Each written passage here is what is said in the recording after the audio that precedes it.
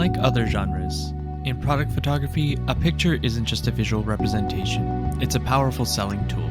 It has the potential to transform an everyday item, like this kettle for example, into a must-have product. For some, this is the magic to help boost sales for their business. For others, it's just a fun way to photograph something. Hello everyone, and welcome to week 12 of our 52-week smartphone photography project. This week, we're focusing on product photography using your smartphone and some innovative techniques. In this video, we'll cover how to use props, utilize natural lighting, and share tips on getting the best smartphone product shots. With that being said, let's get started.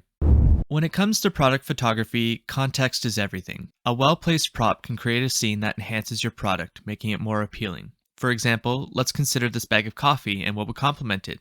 Notice the coffee cup in the French press? It's also important to mention that good lighting is key. By good lighting, I don't mean bright, harsh light. I mean soft and even for a good exposure. In this case, the coffee looked okay in both, but for most products, I try to avoid direct sunlight.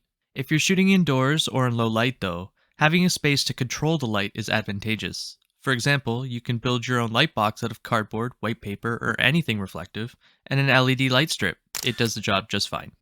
Every product has an angle that showcases its best features. It's all about finding that sweet spot.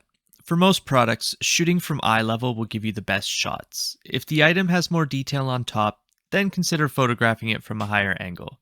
A side profile might also be good for subjects with more than one object in the frame. The beauty of using a smartphone, or any digital camera really, is the ability to take multiple photos from multiple angles to compare them instantly. Flick through them in your gallery for the best choice. Experiment to your heart's content, and find your unique shooting style with your products.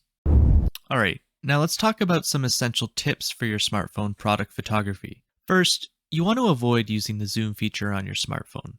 Zooming in can get you closer to the action, but it can also reduce your image quality. This can make your photos look blurry or pixelated. Instead, you want to try and get closer to your subject to show more of the intimate details of the image. Second, you want to be more mindful about using the flash on your camera. The powerful LED can lead to focusing issues, and it can even wash out parts of your photo. For most products, if you're using your smartphone, the natural lighting will work just fine. And lastly, most photographers will agree that you should consider using a tripod for your product photography. While you can certainly handhold your phone and get great results, a tripod ensures the stability and reduces the chance of blurry images. Plus, it gives you the ability to keep your composition framed while you make those last-minute changes to the scene. And that's a wrap on this week's lesson. With the right props, lighting, perspective, and these handy tips, you can create stunning product photos right from your smartphone. This week, we encourage you to apply these techniques and show off your product capturing talents. Don't forget to submit your final photo into our discussion, and we can't wait to see what you create. As always, happy shooting.